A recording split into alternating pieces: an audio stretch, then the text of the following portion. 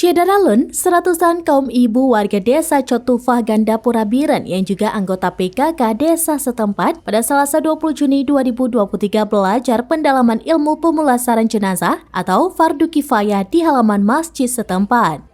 Ketua Panitia Pelaksana Nur Laila Abdullah berusia 62 tahun mengatakan para kaum ibu secara umum sudah mengetahui fardu kifayah, namun kembali belajar untuk lebih memahami lagi.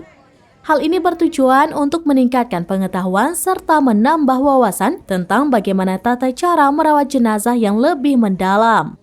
Kegiatan ini menghadirkan Abida Ibrahim, salah seorang guru dayah dari Bungkai, Aceh Utara.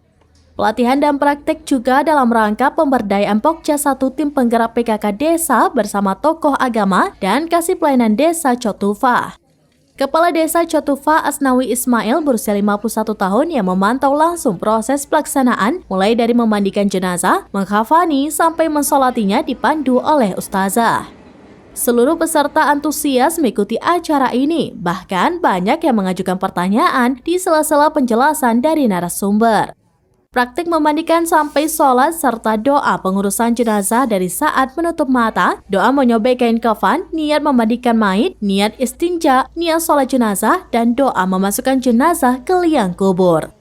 Dari Biren, Yusmandin Idris, Serambinews.com.